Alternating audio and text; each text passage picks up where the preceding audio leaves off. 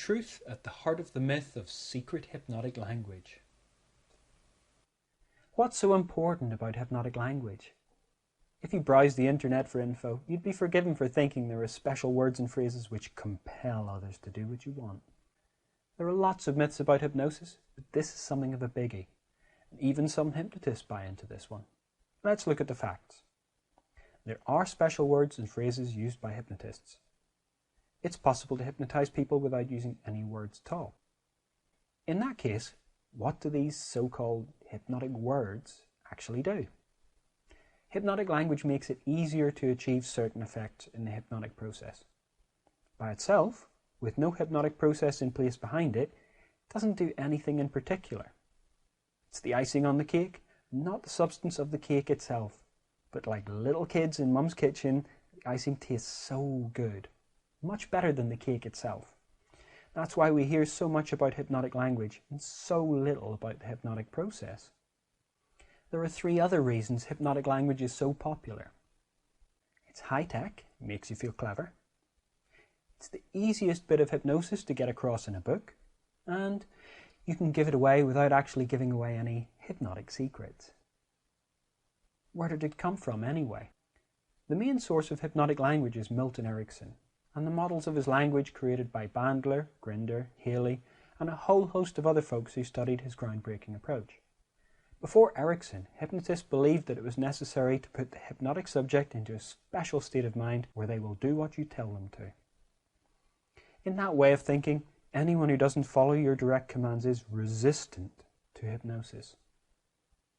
Erickson's approach to hypnosis is a way of circumventing that resistance. By artful use of language, he made suggestions while generally avoiding direct commands. No direct commands, no resistance. Simple and effective. For example, one pattern in language that Milton Erickson used is called an embedded command. An embedded command is a phrase within a conversation which acts as a hypnotic instruction because it's subtly highlighted, usually by a variation in voice tone. When your voice tone goes up at the end of a phrase, it sounds like a question. If the tone is level, that's a statement. When the tone drops at the end, it sounds like a command. Embedded commands are usually marked out by using the tone pattern of a command for that phrase. Simple, yes? High-tech, sneaky stuff? You can understand the appeal. However, most people that attempt to use embedded commands completely misunderstand how they work. Many people just issue commands instead of embedding them subtly. 1. I'd like you to feel very relaxed. 2. Relax only as deeply as you're comfortable doing that. The first example is just a command. It isn't embedded in anything. You might as well say, I'd like you to give me your money. Not going to happen. In the second example, the surface meaning is to relax only as deeply as their sense of comfort will allow. The command is essentially to feel comfortable relaxing deeply. It's interpreted only by the unconscious mind because it isn't explicit. Secondly, many people think single suggestions will work. 1. What's it like when you begin to relax? 2. What do you think of when your mind decides to let go of all tension?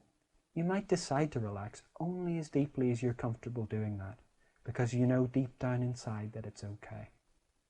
In the first example, the command begin to relax is hidden within a question, but it's only one suggestion. In the second example, there are 4 suggestions, all of which move the subject in a similar direction. They act as a second level of communication, and they set up a subcontext for the unconscious mind to follow. And it works really well as a form of hypnotic suggestion when used artfully and with skill. It does take some practice to make this approach your own. Consequently, the 2 misuses of the technique I've shown you are usually a result of laziness or poor understanding of the purpose of the tool. These are examples drawn from a formal hypnotic context, and it is possible to use these patterns of suggestion in a more conversational context. Now you can see how this stuff comes across as clever, high-tech hypnotic language. The icing on that cake tastes good, doesn't it? What would you do, though, if you cut into a cake and found out that it was just a hollow shell? What about the rest of it, then? Is hypnosis just a case of putting together vast streams of hidden commands? Not really. As I said earlier, hypnosis is a set of behaviors guided by a few simple principles. When you know the rules, you can learn to do hypnosis in any context, piece by piece. If you've fallen in love with embedded commands, just remember, however effective they can be, it's hard work when compared to the methods I show you in my book, Hypnotic Conversations, the Secret Structure Behind Everyday Hypnosis. Or, if you want to know more first, watch my next video on how to get started with conversational hypnosis. Thanks for watching.